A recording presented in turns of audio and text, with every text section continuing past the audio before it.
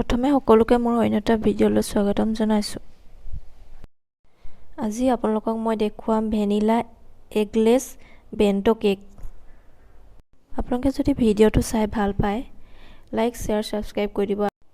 আৰু যদিহে কিছুমান কথা বুজি নাপায়, তেতিয়া আপুনি মোক কমেণ্ট বক্সত কমেণ্ট কৰি জনাব।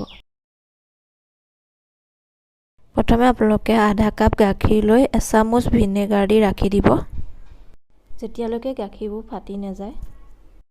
আমি এগলেছ কেক বনোৱাৰ কাৰণে এইটো দিব লগা হৈছে। ইয়াৰ বাহিৰে আপুনি দৈও দিব পাৰিব। এতিয়া হাফ কাপ চাইজৰ কাপে 1 কাপ ময়দা ল'ব আৰু সৰু চামুচেৰে বেকিং পাউডাৰ ল'ব। তাতকৈ অলপ কম বেকিং পাউডাৰতকৈ অলপ কম বেকিং ছ'ডা ল'ব। বেকিং ছ'ডাতকৈ অলপ কম নিমখ ল'ব। পাউডাৰ গাখীৰ ল'ব 2 চামুচ ল'ব আৰু 1 চামুচ ল'ব কৰ্ণফ্ল'ৰ। তাৰপিছত গোটেইখিনি মিক্স কৰি ল'ব, ভালদৰে চালি ল'ব।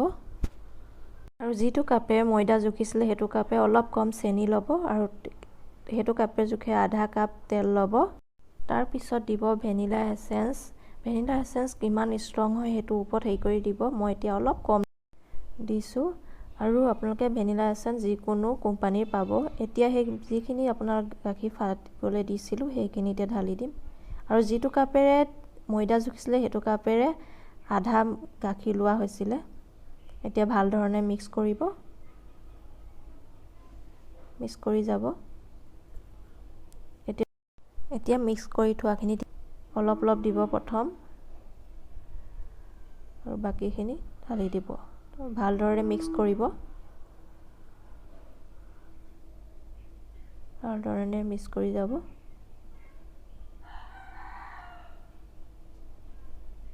আৰু এতিয়া টিনটো অলপ সৰু ল'ব, সৰু চাইজৰ 3 ইঞ্চ চাইজৰ,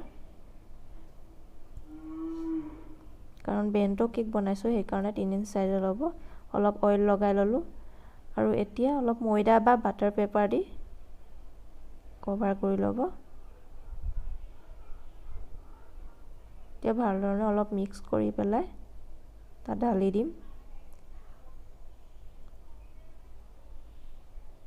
আপোনালোকে গেছতো দিব পাৰিব আৰু অভেনতো দিব পাৰিব। যদি অভেনত দিয়ে আপোনালোকে 120 ডিগ্ৰীত 20 মিনিট দিব। আৰু যদি গেছত দিয়ে তেতিয়া একদম ল' ফ্লেমত দিব, কাৰণ এইটো হ'ল আপোনাৰ সৰু কেক। এতিয়া চাওক কিমান স্পঞ্জি হৈছে, চাওক এনেধৰণে।